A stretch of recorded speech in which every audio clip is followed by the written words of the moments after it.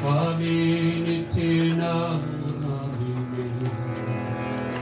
Namo Vishnupadaya Krishna Krishna Murtale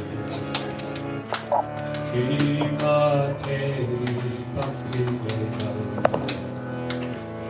Swami Nityanamini Namaste Saraswati Devi Gauravani Prachavani Nirvishesha Sunyavadi Bhattacharya Chatarare Namaste Saraswati Devi Gauravani Prachavani Nirvishesha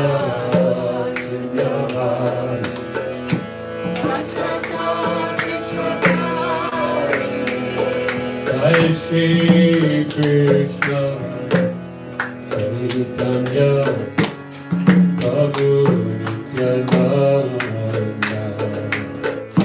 Shri Advaita Gadadhara Shivasana Gaura Bhakta Vrinda Hare Shri Chaitanya Prabhu Nityananda Shri Advaita Gadadhara Shivasana Jaya Shri Krishna Chaitanya Prabhu Nityananda Shri Advaita Gadadhara Shivasana Gaura Bhakta Vrinda Hare Krishna Chaitanya Prabhu Nityananda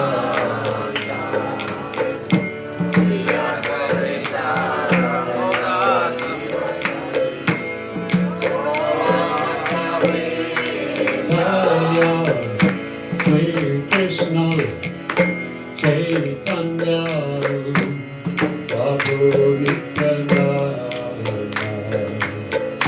Shri Advaita Gadadhara Shivasana Gaura Bhakta Vrinda Hare Shri Krishna Chaitanya Prabhu Nityananda Shri Advaita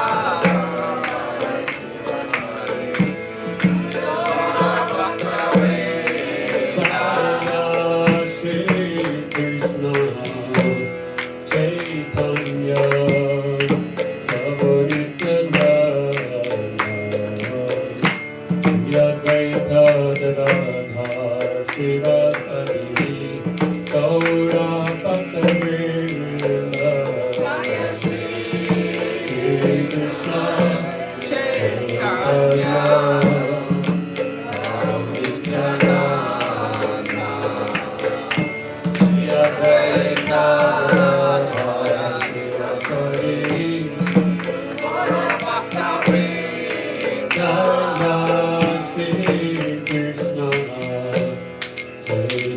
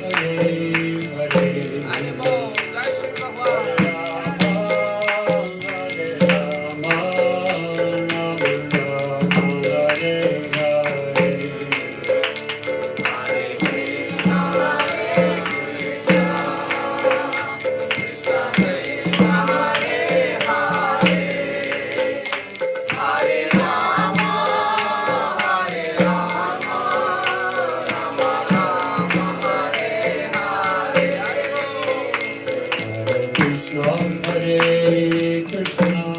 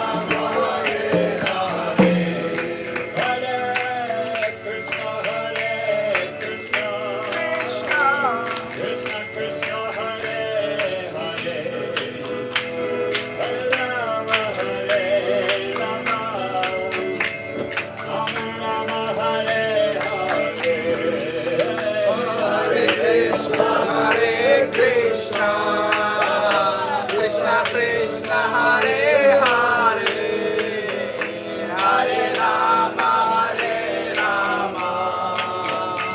Rama Rama, Hare Hare, Hare Krishna, Krishna Krishna, Hare Hare, Hare Rama, Rama Rama, Hare Hare.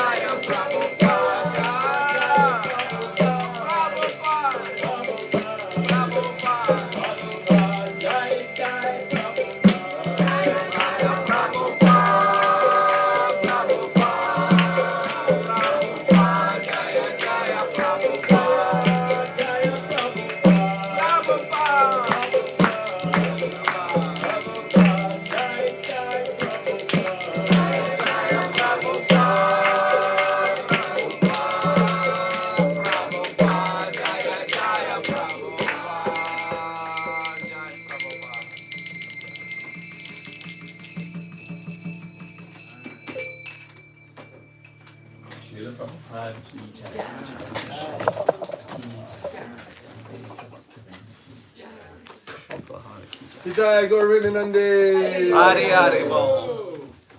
So I'd like to welcome everyone today. Thanks for coming to, this is 22nd Avenue. So this is the first Hare Krishna temple of the Hare Krishna movement. This is where Srila Prabhupada began the Hare Krishna movement, where he set it up, where things got moving. So people who practice Krishna consciousness, they understand that devotees of Krishna are always devotees of Krishna, even after they leave their body. So, let alone that's true. All people are spirit souls; they all live forever. So the devotees, the best devotees of Krishna, like Srila Prabhupada, certainly they're with Krishna forever. And because we learn from Prabhupada how to be devotees, so Prabhupada's here with us, and he gives us his blessing when we come here, or when we practice Krishna consciousness anywhere, when you chant Hare Krishna at home or in other temples, Srila Prabhupada's there. So we're thankful to have Srila Prabhupada's mercy here, and part of his mercy is he brought all these nice devotees here together today. So that's Srila Prabhupada's mercy that you're all here.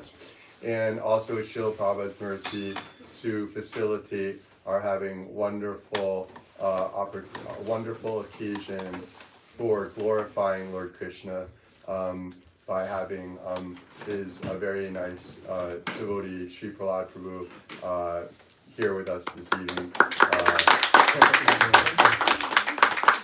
Leading, and wasn't the kirtan was really nice, right? Oh, wow. Yes, everyone's happy. Yeah, Very die. nice. So a nice kirtan. Now we'll have a nice class on Bhagavad Gita led by Sri Prabhupada. It's if I'm not mistaken, it's chapter 9, text 9. Yeah. So and then we'll have another kirtan, and we're actually I'll mention it more before we begin the next kirtan, but also today is a special day because Subhangada, who is our leader here from behind the scenes since 2011, her father, who raised her, so and facilitating her become a devotee of Krishna somehow or other. So he passed away a month and a half ago, and so family of hers back at home, they're from Croatia, but they're living in Serbia. They're celebrating or mourning / celebrating, but they're appreciating. They're missing her father there, and so we're doing the same thing here. But over here it's special. There's an extra mercy because Subhangada is a dear devotee of Krishna, and Srila Prabhupada says that, and it's in the Vedas, that for many generations of pure devotees of Krishna, the generations, elder generations, they all get liberated. And so, and I've personally experienced this in my own life, even though I'm not a very dear devotee of Krishna, but even I've experienced that. So, so we're here also. If you can share your generosity, we're also here to welcome Dr. Peter Milankovich into Krishna's family. So he's a devotee too. I know he did the same thing for my father a few years ago, and he became a devotee after he passed away. So that's some special inside knowledge that I believe I have. So, you don't have to take my word for it. So anyway, so we're here to glorify Krishna and also to help Dr. Peter also glorify Krishna eternally. So with your generosity, that is possible because it's stated in Madhurya Kadambini that actually, is it Madhurya Kadambini?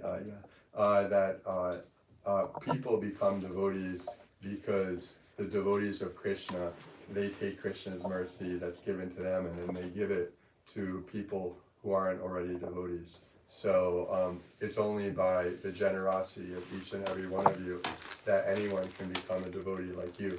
So I'm here today asking you to also to give some of that mercy to Peter as we're doing, and I think that will go a long way for his happiness. So that said, I want to thank you again for joining us, and we'll also, after the last kirtan, we'll have a sumptuous prasadam feast that's put together by lots of very dear friends of ours. So thank you. Okay. Do you want to sit here, Prabhu? Or? Okay. Bhagavad Gita chapter. Text 9 is the verse we're discussing today. So if you have your Bhagavad Gitas, you can open it to that page, chapter 9, text 9. Books, if you need a book, we have it here. Either It's like Sri Prabhupada as a said. book or on your Or, phone. yeah, on this.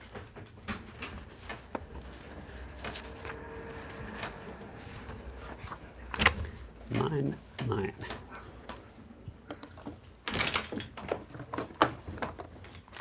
Nachamam tani karmani. Okay, shall we try that again? So repeat after me. Nachamam tani karmani Nachamam tanim karmani Nibadnanti dhananjaya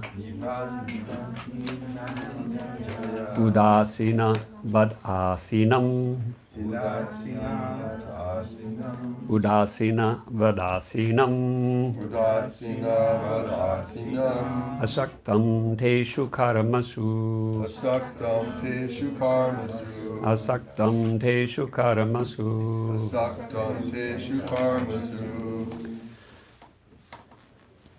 Nachamam tani karmani Nachamam tani karmani Nibadnanti tananjaya Nibadnanti dhananjaya Udasina vadasinam Udasina vadasinam Asaktam teshu karmasu Asaktam teshu karmasu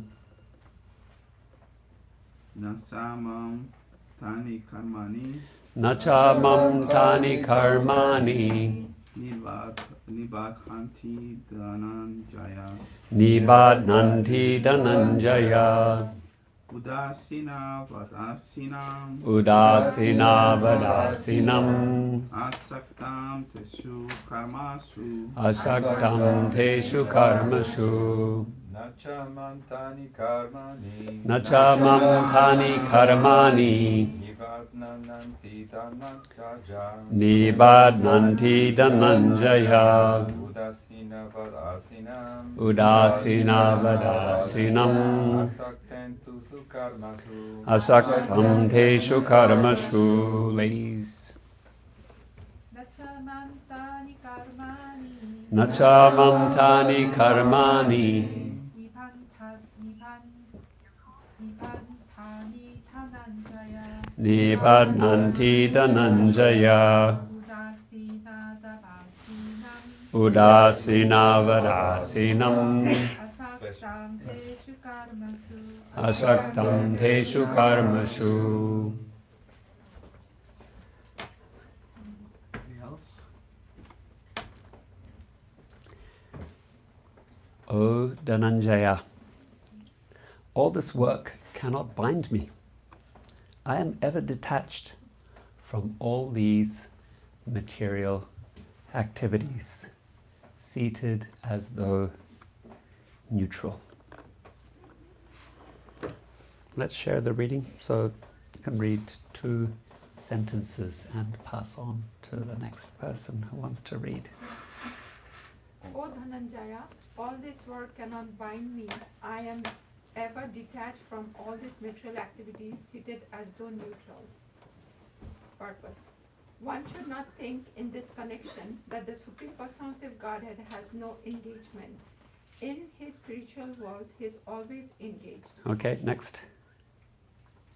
In the Brahma Samhita, it is 5.6, it is stated, Atma Ramasya Tasyasti Prakritya Na Samagama. He is always involved in his eternal blissful spiritual activities, but he has nothing to do with this material activities.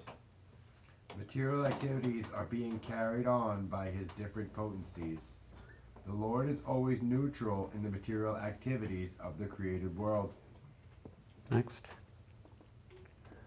This neutrality is mentioned here with the word udasina vat.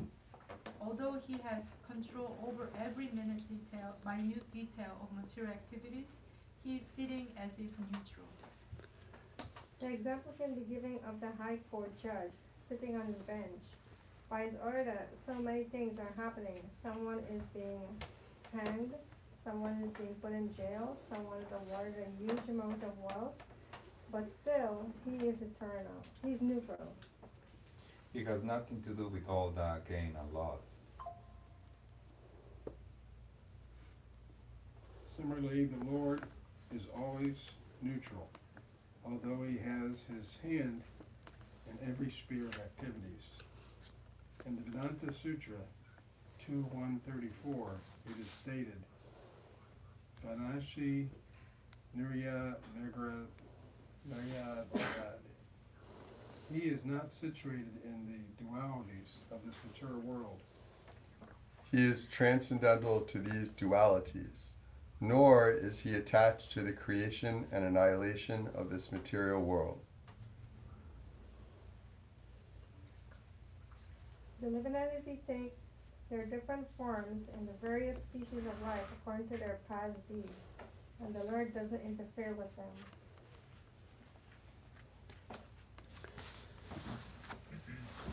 Thank you for your readings.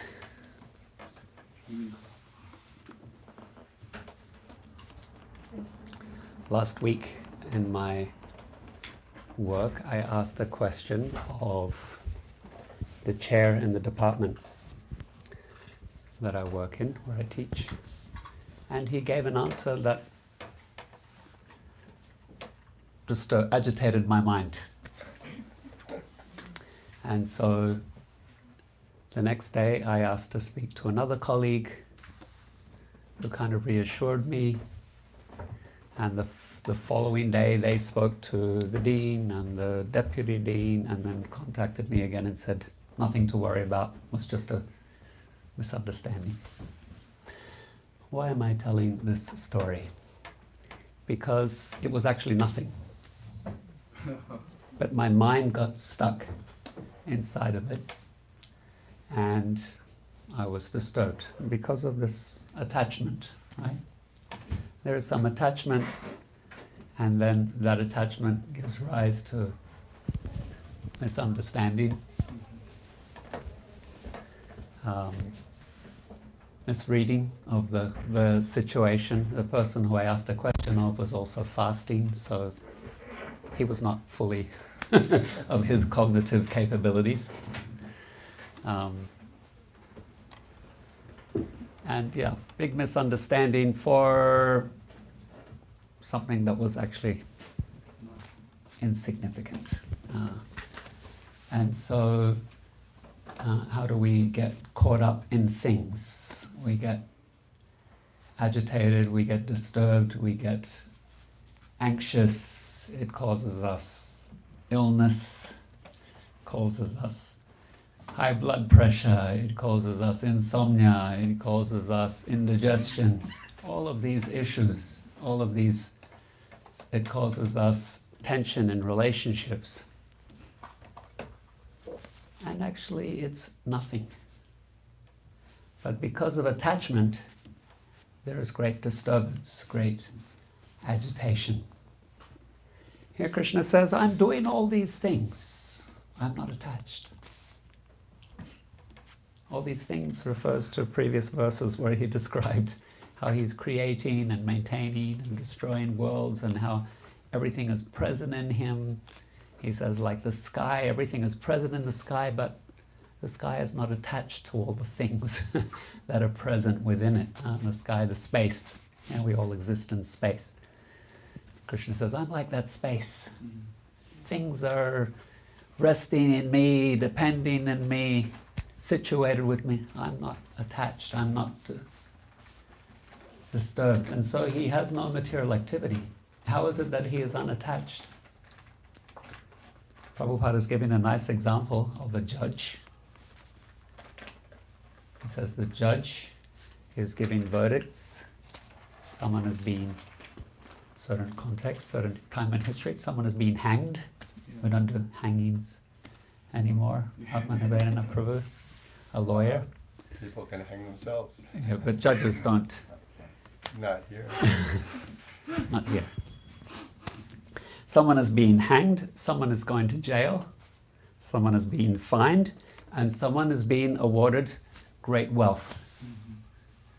If Atmanivedanam is your lawyer, you may be awarded great wealth for the cases, the types of cases that he takes on, right, on behalf of clients. There's better kinds of wealth. He says, Prabhupada says, but the judge himself is neutral, supposed to be. That's the position in all of that. And so he's giving an analogy, Krishna. All of these things are going on by his sanction, by His grace, by His mercy, by His power. And he is completely detached from it all.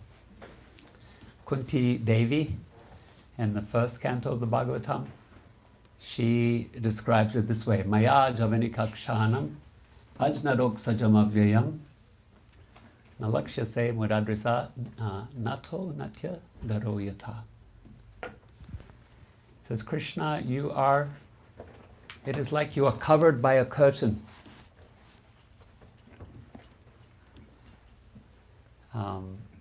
There's a veil, a curtain covering it. We don't see what's behind. She said, you are behind everything, but there is a curtain. People don't see you. Even although everything rests on you, depends on you, we can't even move our little finger without Krishna's grace, without Krishna's sanction. Prabhupada would say, not even a blade of grass can move without Krishna's sanction. And yet there is this curtain, Kunti Devi says, nobody sees you. Those who are not devotees, those who are not imbued with your grace, premanjana churita bhakti vilochanena santas sadeva hridayeshu vilokayanti. Brahma says, those whose eyes are imbued with the salve of love, with the ointment of prem, only they see you, not others. So Kunti, she says, covered like a curtain, or she says, or you are like a nato natya daroyata. Nato natya means you are like an actor performing on the stage. New York is famous for its Broadway shows. People come to see the performances. The actor may perform many different roles. King, pauper, thief,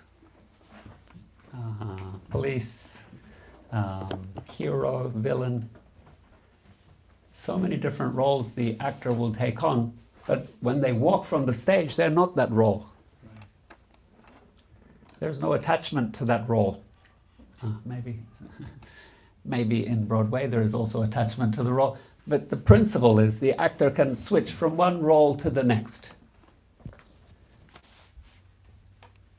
So Krishna, he is involved with the world, but he is completely detached and unaffected by the world because he's ever situated on the transcendental platform.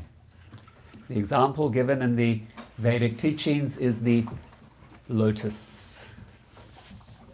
The lotus is rooted in the mud. It grows within a muddy pond, but it lifts above that water. It rises above that water, and the lotus has a unique quality, a special quality, let us say, that it is water repellent. So I grew up in Australia, one of the places I grew up, New Govardhan, and we have many ponds with lotuses growing in them. In fact, reveal, at one point some people called me the Lotus Boy, because I had a little enterprise of wading into those waters and plucking the lotus pods. Once the lotus petals drop off, then the pod grows and the seeds continue to grow inside the pod, and then the pod dries up and the seeds separate and become hard. And so I would wade out and harvest those pods with the seed. If you wait too long, then the pod dries and the stalk dries, and then the pod falls into the lake. Those seeds then become new lotus plants. But if you catch them before they turn over and drop into the water, you can harvest them and I was making lotus beads. So you drill a hole in them, and then you can string a strand of lotus seed beads I made some lotus seed beads for the deities, Radha, Govardhan and Hari. And then I made some japa beads as well that was sold in the gift store. That was my first and only business.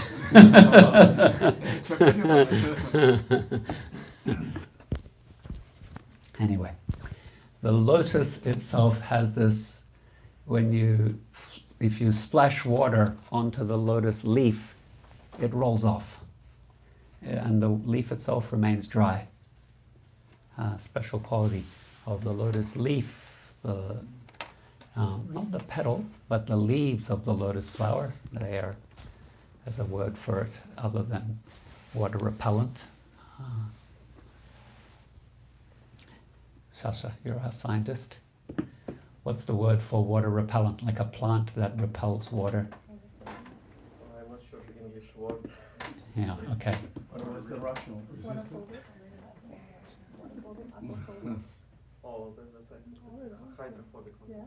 Yeah, hydrophobic. Yeah, thank you, Manjari. Hydrophobic. Yeah, so the water doesn't touch. So Krishna is compared to that lotus leaf, lotus flower that rises above the water, or the lotus leaf that is not touched by the water. Even if the water appears to touch it, it isn't. And also in the Hari Bhakti Vilas, it describes the quality of different materials you can use to eat from as a plate.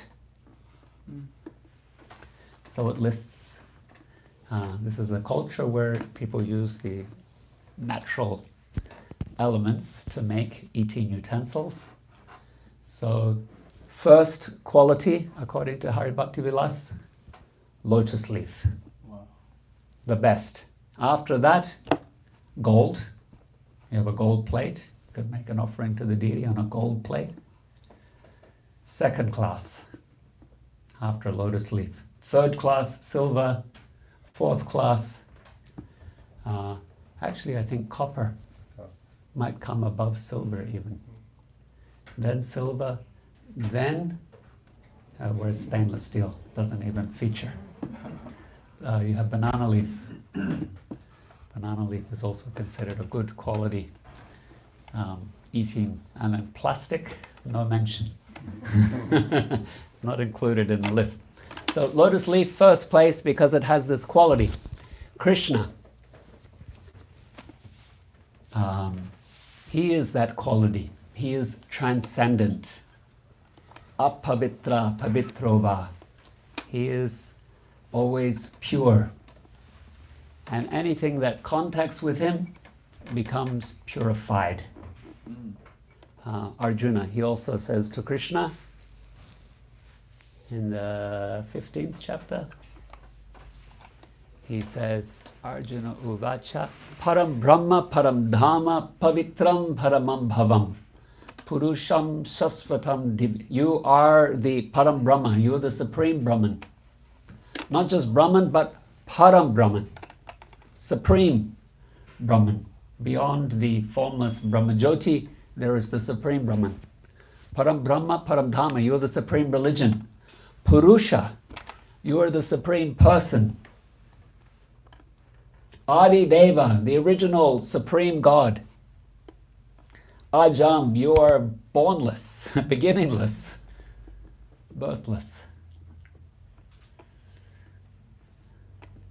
So, Pavitra. So, Krishna is that quality.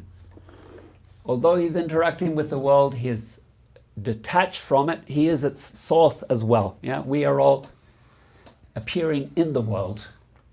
We are spirit, but we are appearing in the world and identifying with these bodies and these senses and mind, and we are affected by the world.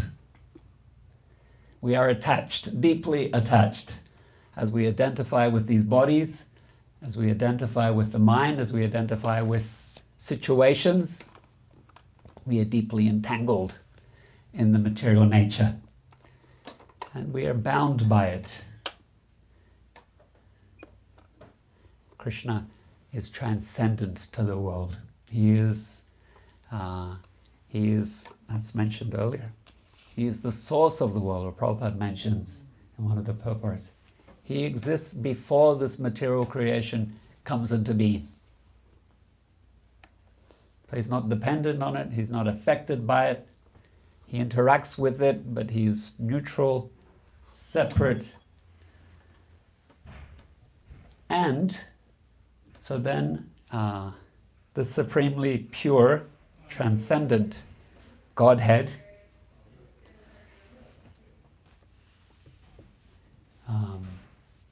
Pavitra, we can also become Pavitra.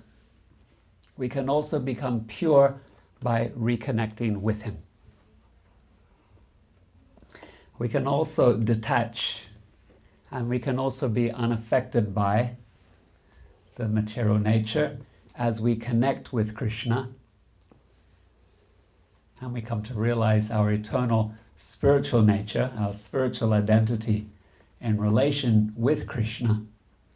We can also transcend the material nature.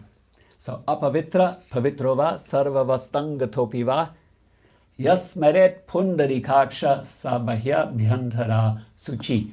Garuda Purana says, whether pure, impure, whatever state of being, when we remember Krishna, pundarikaksha, he who has lotus eyes,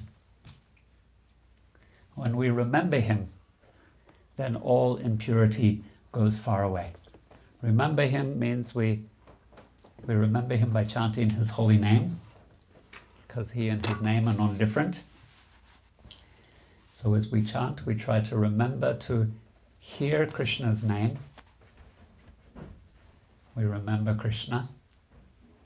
Yeah, sometimes maybe even often, it's difficult to immerse the mind in Krishna.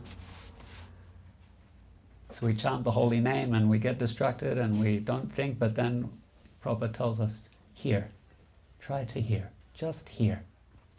And so as we try to hear and just hear, we're remembering Krishna. It brings us to remember Krishna and his name, Krishna Nama and Nami. The name and the name and the named are non-different. That is a transcendental principle. In the material nature, the named and the name are not necessarily connected. Shakespeare says, sorry, I don't usually quote non-Bhagavatam Gita sources. Would a rose by any other name not be just as sweet, right? That's Juliet. Would a rose by any other name not be just as sweet? So we call it rose, but it could be called, right? Anything. Talented guy. But Krishna and his name, they are one. And his many names. Chaitanya Mahaprabhu says, Nam Namakari Bahuda Nijasarva Shaktis. Krishna, you have so many names. Nam Namakari Bahuda Nijasarva Shaktis. And these names, they are fully invested with your potency.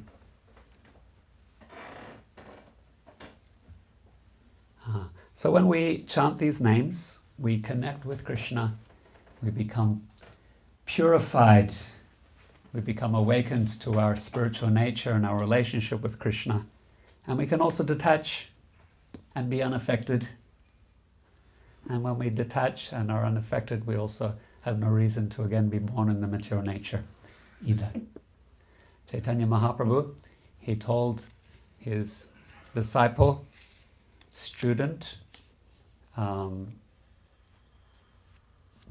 students in plural, Rupa and Sanatan, they wrote to him, they were government ministers, they said, how do we engage in our jobs as government employees and cultivate devotion for Krishna at the same time?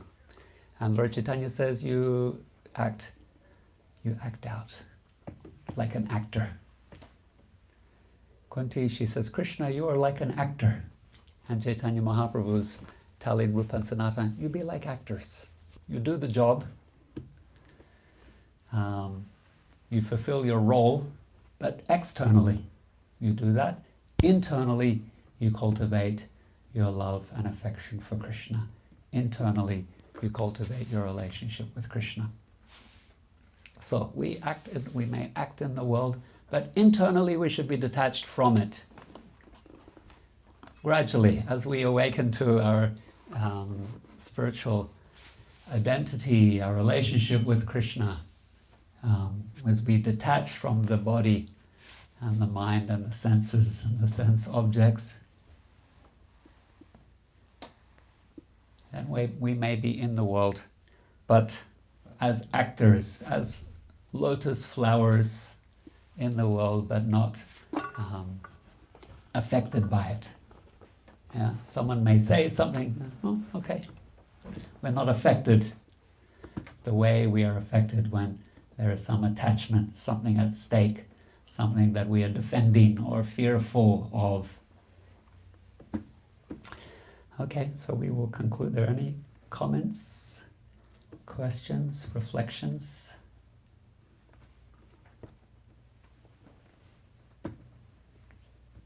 Yes, Dhananjaya? Your name is mentioned in the verse today, Prabhu. Yeah, wonderful, huh? So lotus, the property of a lotus, that the water doesn't stick to it, is an analogy of how material matter doesn't stick to Krishna. Yeah.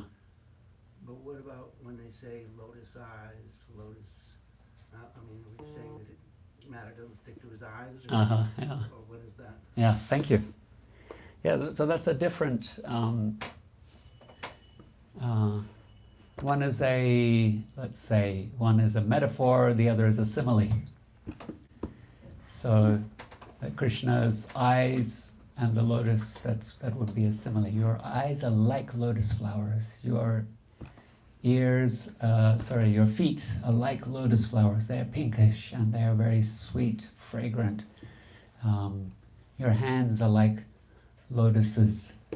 And then the other, that Krishna is transcending the material nature like a lotus. It's a different context. One is comparing to the beauty of the lotus and the shape of the lotus, and the other is describing a quality of the lotus and how we may see Krishna in that as well. Yeah, so different aspects of this comparison. There's a nice verse you're reminding me of, spoken by Kunti, and this verse appears in the Bhagavatam. It's spoken by Kunti, it's spoken by Bhumi, same verse, exactly the same verse. So spoken by Kunti in the first canto, and then by Bhumi in the 10th canto, and then a variation of it with a synonym to lotus, a Sanskrit synonym, is spoken by the Prachetas as well. So 3 places this verse appears in the Bhagavatam.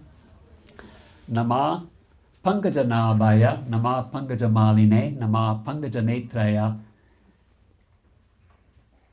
Namasye Pankajangreye.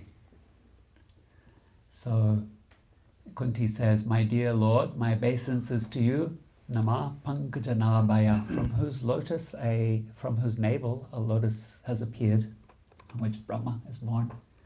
Nama Pankajamaline, my obeisances to you, who wears a lotus garland. Nama Pankajanetraya, whose eyes are like lotuses. Namasye Pankajangraye. I think that relates to his feet. Whose feet are also like lotus flowers. So that verse spoken by 2 different personalities in the Bhagavatam as a prayer to Krishna. The Prachetas, they speak a very similar verse.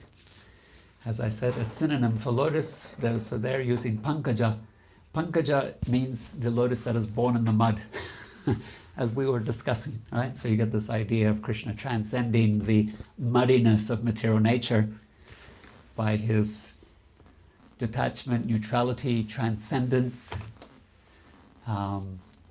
He is being the origin, the source of the material nature which is dependent on him. The Prachetas, they say, Nama Kamala Nabhaya, Nama Kamala Maline, Nama Kamala Netraya, Kamala Patiye Namaha. Basically the same verse, but they're using Kamala instead of Pankaja. So, yeah, this verse appears in the teachings of Queen Kunti as well, Prabhupada's book, and the chapter is titled, where Prabhupada gives a lecture on the verse, called A Vision of Lotuses. So Krishna is a vision of lotuses. We see him and, well, have you seen a lotus? Yeah, we've seen lilies, we've seen a lotus. So when you see it, you get somehow, you feel a sense of elevation. Its beauty, sorry, a bit of a cramp here on my leg. Its beauty, and yeah, somehow it just makes your heart jump. There's a sense of being elevated. And then the fragrance is so soft. It's a very soft and delicate, sweet fragrance. And the lotus flower. Yeah, that's wonderful. So it can, and so when we hear the verses, and then Krishna's eyes are like a lotus, and his feet are like lotus, and lotus hands, and lotus lips, and we see a lotus, and we can remember Krishna.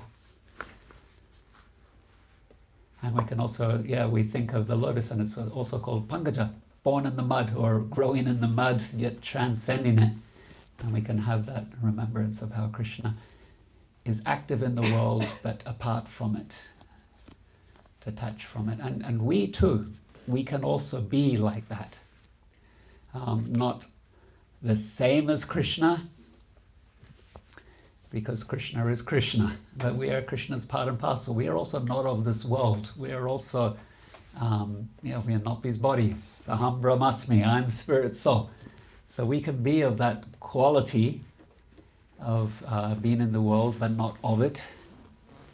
To quote another personality from another spiritual tradition. Usually I stay within tradition when I give spiritual talks, but here we are. I quoted Juliet from Shakespeare, and now Jesus Christ. He said, be in the world, but not of the world. 2 for 2. Yeah. At least I haven't quoted any movie lines or anything like that. Not yet. Next time. Yes, Nivedana Prabhu.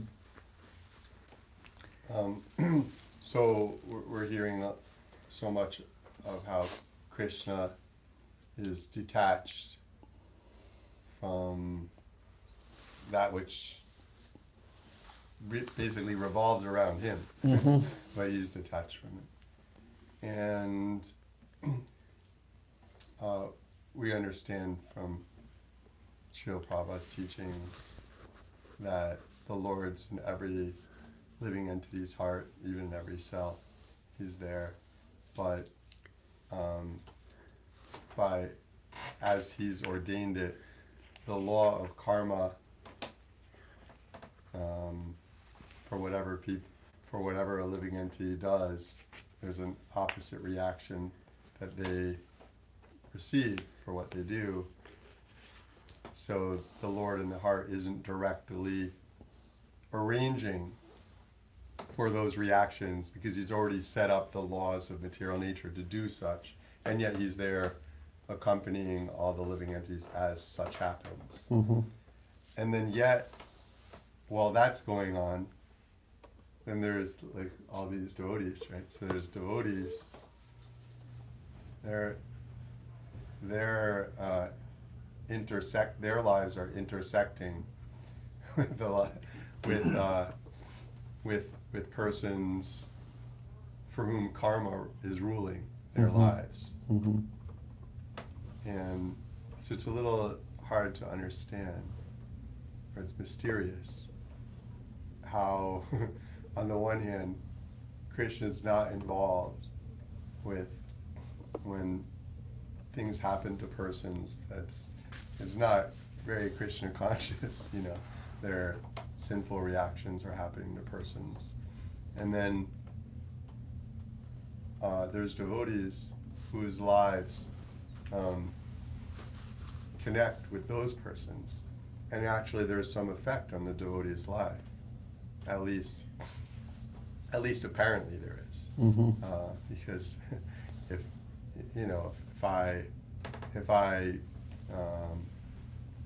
I do something negative because I'm in Maya, and but a devotee is nearby, they can feel the effects of that.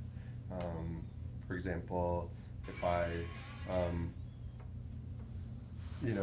take something that there's a bunch of there's objects that could be many people that have devotees and non-devotees. If I take them all, it affects everyone from the non-devotees to the devotee too. Or whatever the laws are today, if there's a war, or if it affects the economy, or sometimes there's even devotees who are soldiers. So the things that are happening, set in motion by living entities who are not Krishna conscious, as the karmic reactions affect them, it naturally has some effect on devotees' lives. And so I'm kind of wondering, so how is it then that the devotees whose lives are affected by the reactions to the non-devotees' actions, how is it that Krishna is in those devotees, is arranging for these things to happen to the devotees? How is it that that's Krishna's mercy upon them? Meanwhile, with the non-devotees who are causing, let's say, something that is Krishna's mercy on the devotee, for the non-devotee, Krishna's not involved when that happens. Yeah, thank you. You know what I mean? Atmanivedanam Prabhu. Well, you asked a very complex question. Two things.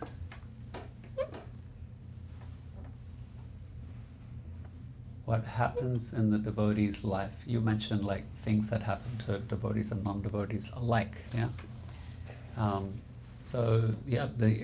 We may be put into the same situation.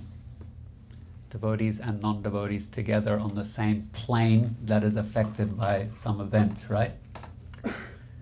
We will experience, physically, the same event together. But spiritually, we will have a very different experience. So physically, the event will be the same. Spiritually, psychologically, spiritually, the experience will be very different. Yeah. So the life of the Pandavas it's a tragic tale. The difficulties they encounter. So we might say, where was Krishna in all of that? It's a tale that ends with them becoming rulers of the world. But for many, many years prior to that happening, from their very childhood, to their father passing away while they're still children, and then being raised by a blind uncle who turns a blind eye to various assassination attempts by their cousins, and they're having to go into exile, finally getting a portion of the kingdom, and then having that, being cheated of that as well. Where's Krishna in all of this? So it's not that the experiences of life are necessarily paused for the devotee, but how the devotee experiences them will be different. And Kunti, again, reminds or shows us that this is the case. When she says, Vipada santuta sasvat tatra tatra jagadguru bhavato darshanam yatsyad apuna bhavadarshanam. So after her son is made the emperor of the world, and they enjoy the opulences of the empire, emperorship, she's the queen mother, but she says, Krishna, I long for those days of struggle and hardship. those dangers that we encountered, all those difficulties that we were subjected to. What is she, a masochist? They tried to burn their house down. They tried to poison her sons. They, like, all these different terrible things that they were subjected to. She's like, Krishna, I long for those days. Why? Because wherever we were in trouble, we called out to you, and you came to us, and you protected us, and we had your darshan. We had a relationship with you. And now with all of this opulence, there is no struggle, there is no difficulty, and we don't see you. We don't call to you with that intensity, and we don't see you. So no, she's not a masochist. She's not asking for trouble. Are you asking for trouble? She's not asking for trouble. She's asking to see Krishna, to be in relationship with Krishna. Sometimes devotees misunderstand this. Oh, give me trouble. No, it's not necessarily that we need trouble. We need Krishna. So how we experience the difficulties of life, the blessings and the difficulties, right? The hanging, the jail, the fine, or the award, how the devotee experiences them will be different. The devotee sees it all as Krishna's grace. One way or other, Krishna is, he cares for me, he loves me, he has my best interests at heart, and here I am. I'm experiencing these things to bring me closer to him.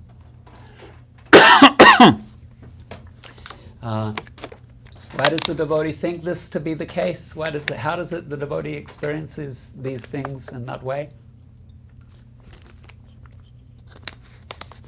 Because Krishna says, anyone who surrenders unto me is under my protection. That's the deal. In some traditions, they call it a covenant, right? There is an agreement Krishna makes, a promise he makes. Mam ekam sharanam, you surrender unto me, I will protect you. Aham tvam sarva papebhyo mokshayishyami masucha. I will protect you, do not fear. That's the deal that is on offer. Chaitanya Mahaprabhu says, anyone who says Krishna just once, Krishna Tomara Hana. You can say it after me. Krishna Tomara Hana. Krishna Tomara Hana. Krishna Tomara Hana. Krishna Tomara Hana. Krishna Tomara Hana. Krishna Tomara Hana. What does it mean? Krishna, I am yours. Chaitanya Mahaprabhu says, anyone who says Krishna Tomara Hana, from that day on they become Krishna's personal ward. The three modes of material nature are no longer dictating their lives. Karma is no longer dictating their lives. It is Krishna who is personally involved in lifting that soul, supporting that soul. So that is our conviction. And that is our experience as well. Even when facing difficulty, we say, Krishna, I know this is your mercy. Let me try to understand it. Let me appreciate that. And so, yeah, that is the devotee's life. It is a blessed life. Thank you. I think we are at time, so we'll have another kirtan. Do you want to say something about? Yeah. Okay. How's everyone doing? Everyone's okay? It's a very beautiful discussion on the Bhagavad Gita, right? And surrendering to Supreme Lord Krishna, becoming purified. Wasn't it nice? Yeah. Yes. Great. Yes, I thought so. So, and it's nice to have that discussion with all of you. Time is precious, so when we get to spend time together in the association of Krishna's devotees, it's the greatest blessing on our lives. So I appreciate that that you all came together this evening. And also, as I didn't just hint at in our just before the class, I was mentioning how I'm asking for people to also try to please give some blessings. I mean, it's in our culture, we actually, the elder person blesses the younger, but on the other hand, the devotees bless those who don't have the devotional knowledge yet, knowledge of Krishna consciousness. And since we're all devotees, we can all bless he who blessed Subhangara to have a surrendered life to Guru and Krishna. So now it's his turn to receive the blessings. And so I would just ask that if it's okay with you, when you're chanting Hare Krishna in this next kirtan, which I'm sure will be wonderful, that you can please chant some Hare Krishna also from your heart to ask for the blessings to go to Dr. Peter Milankovich so that he may have progress in his journey as a spirit soul and Jivera Supoy Ijera Krishna Das, every living entity is an eternal servant of Lord Krishna, including Dr. Peter Milankovich. So if you can please offer a few mantras to help him on his journey towards Krishna, I'd be indebted to you for that. And that said, I hope you have a lovely kirtan, which we can begin now, and we'll follow that by a wonderful prasadam feast. Haribol!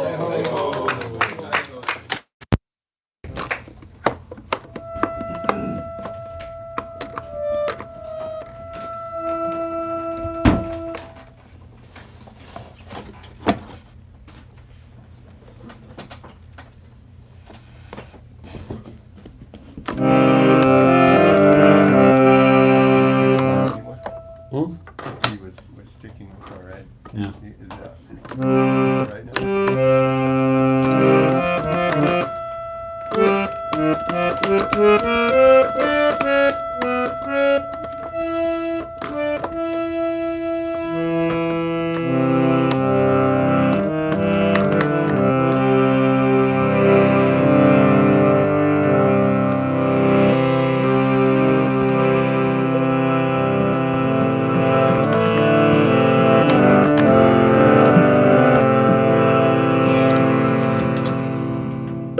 Hare Krishna, Krishna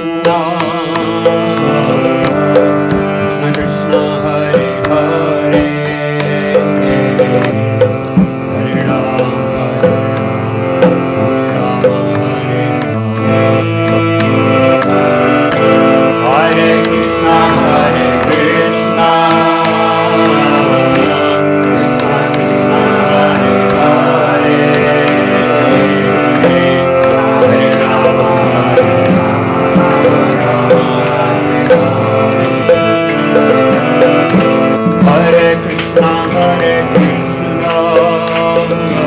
Krishna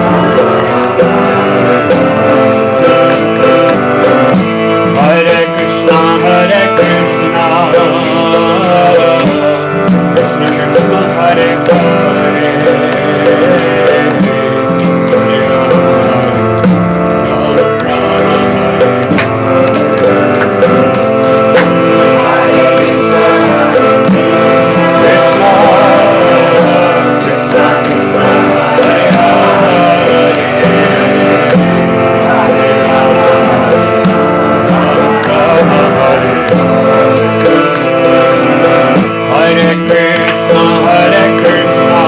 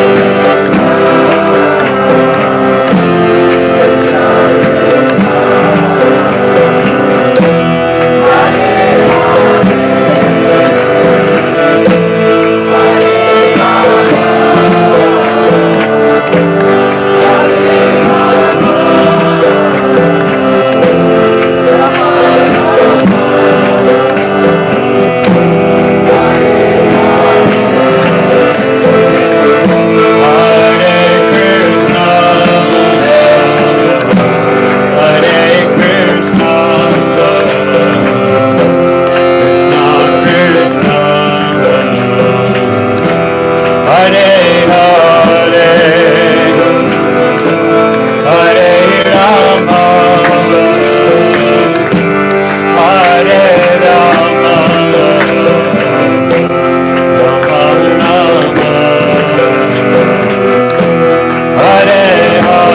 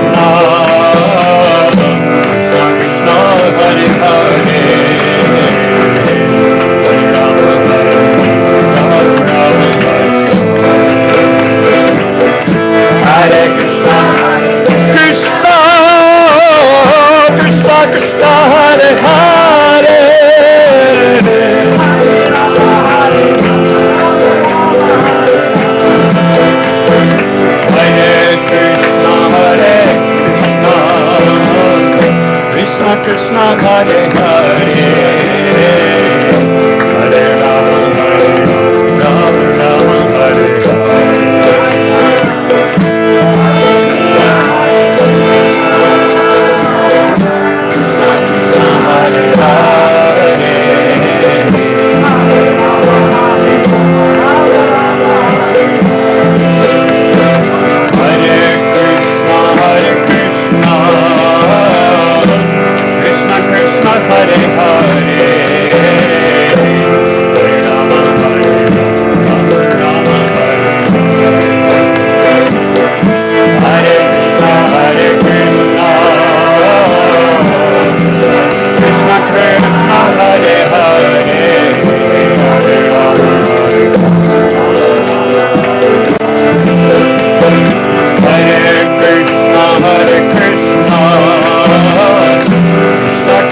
Hare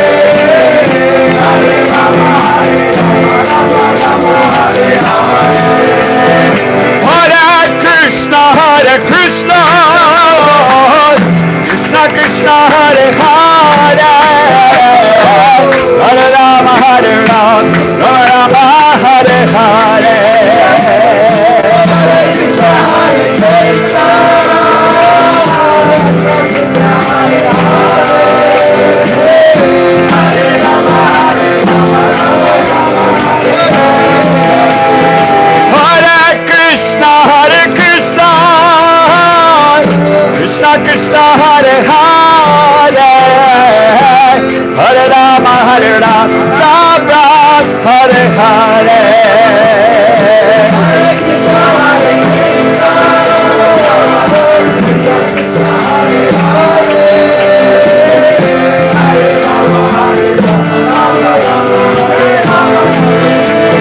Hare Krishna, Krishna Krishna, Hare Hare, Hare Rama, Rama Rama, Hare Hare. Hare Krishna, Hare Rama,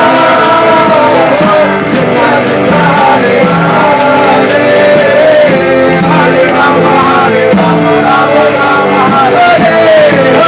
Hare Krishna,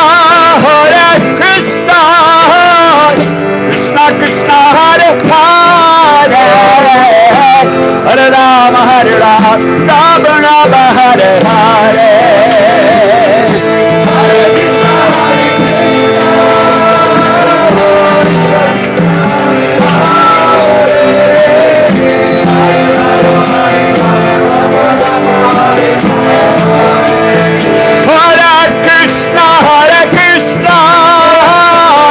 Krishna Krishna, Hare Hare, Hare Rama, Rama Rama, Hare Hare.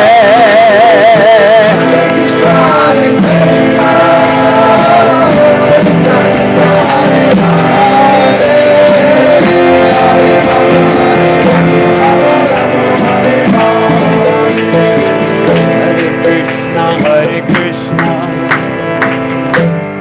Krishna Hare Hare,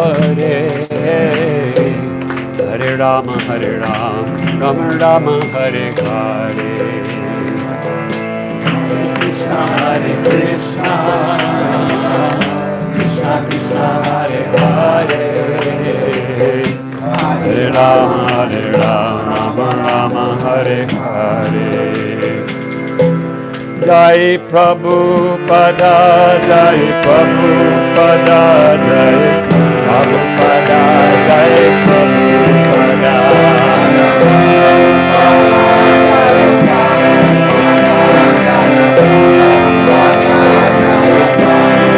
Jaya Prabhupada, Jaya Prabhupada, Jai Prabhupada, Jai Prabhupada.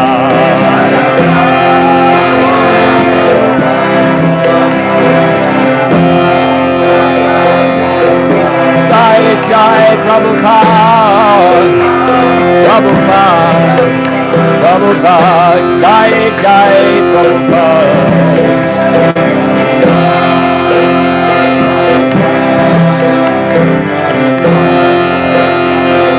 Jaya Jai Prabhupada, Prabhupada, Prabhupada, Jai Jai Prabhupada.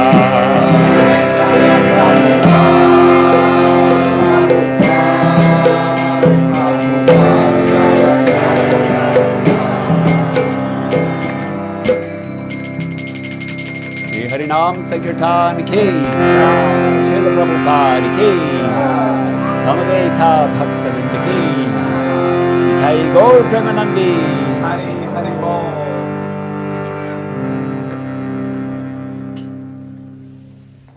Nitai Gaura Premanande.